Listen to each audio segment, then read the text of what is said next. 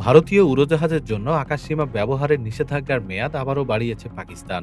নতুন সিদ্ধান্ত অনুযায়ী এই নিষেধাজ্ঞা কার্যকর থাকবে আগামী বছরের 23 জানুয়ারি পর্যন্ত। বুধবার পাকিস্তানের প্রভাবশালী সংবাদ মাধ্যম ডনের এক প্রতিবেদনে এ তথ্য জানানো হয়। এর আগে ঘোষিত সময়সূচি অনুযায়ী আগামী 24 ডিসেম্বর নিষেধাজ্ঞার মেয়াদ শেষ হওয়ার কথা ছিল।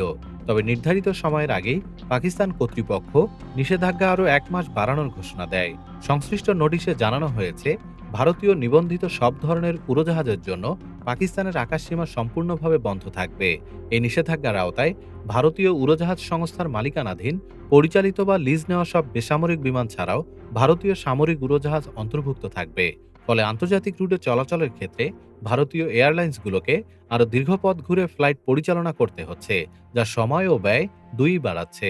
চলতি বছরের এপ্রিলের শেষ দিকে ভারত নিয়ন্ত্রিত কাশ্মীরের পেহেলগামে ভয়াবহ হামলায় ২৬ জন পর্যটক নিহত হয়। ওই ঘটনার পর থেকেই ভারত ও পাকিস্তানের মধ্যে উত্তেজনা নতুন করে বাড়ে। এরই ধারাবাহিকতায় দুই দেশ একে অপরের উড়োজাহাজের জন্য আকাশসীমা বন্ধ করে দেয়। বিশ্লেষকদের মতে, এই নিষেধাজ্ঞা কেবল বিমান চলাচলের মধ্যেই সীমাবদ্ধ নয়, বরং এটি দক্ষিণ এশিয়ায় ভারত পাকিস্তান সম্পর্কের চলমান টানাপোড়েনেরই প্রতিফলন। কূটনৈতিক সমাধান ছাড়া পরিস্থিতির দ্রুত উন্নতির সম্ভাবনা আপাতত কম বলেই মনে করছেন তারা। ডেস্ক রিপোর্ট, বাংলাদেশ সময়। বাংলাদেশ সময়, সবার আগে দেশ।